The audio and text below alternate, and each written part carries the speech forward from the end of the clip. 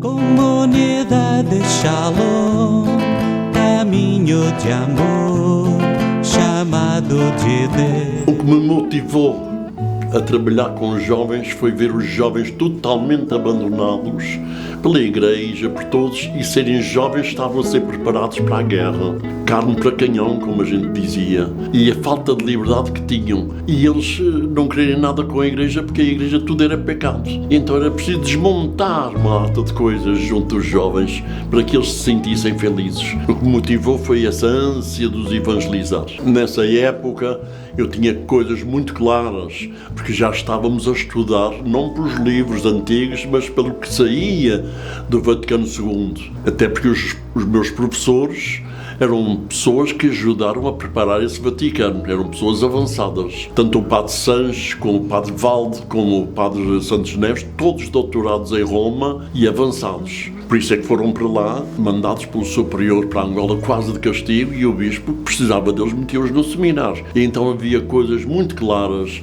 que era levar o evangelho a esses jovens. A proposta era que eles fossem apóstolos, evangelizados, os jovens evangelizarem outros jovens. Fiz esse esforço de dar só o essencial, porque havia muitas devoçõezinhas, missa à semana, os movimentos tinham missa à semana, texto, isto e aquilo, muita coisa. E então a gente pôs só plena Eucaristia Dominical, com comunhão, com participação, etc. Leitura e meditação da Palavra de Deus.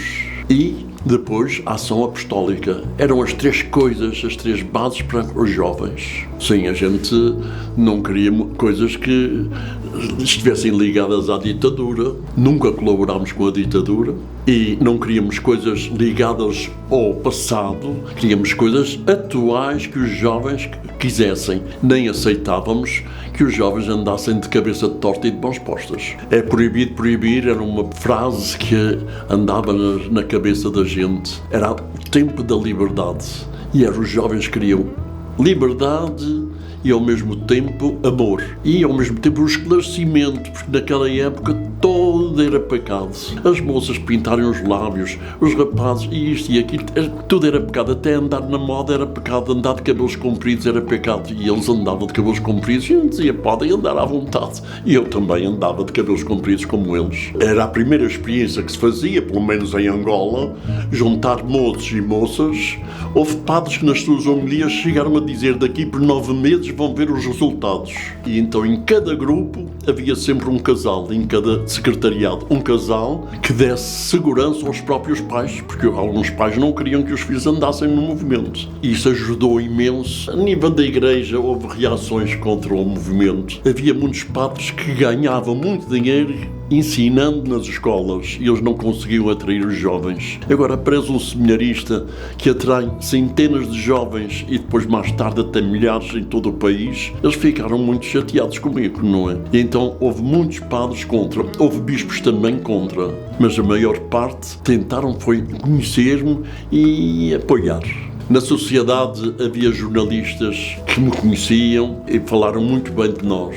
Agora houve jornalistas também integristas que falaram mal. A reação no meio dos jovens, todos os jovens que apareciam queriam fazer o encontro inicial e os próprios jovens é que os convidavam. Este movimento no meio dos jovens gerou algo de extraordinário, deles querem transformar a sociedade, porque nós estamos convictos de que a sociedade se mudaria ao mesmo tempo que as pessoas mudavam. E então foi um momento em várias cidades de fazerem autênticos milagres. Esta maneira de ver as coisas gerou uma participação muito ativa dos jovens na liturgia. Tínhamos grupos de cantores, tínhamos grupos de jovens que iam para a catequese e, portanto, começámos com a reforma litúrgica a sério. E então, em todas as cidades onde entrávamos, ficava sempre um grupo litúrgico. Muita participação no apostolado e na liturgia. As missas eram rezadas em latim, depois em português, mas simplesmente rezadas, ninguém cantava nada. Pusemos os jovens a cantar em português, podiam cantar, podiam ser felizes e fazer festa.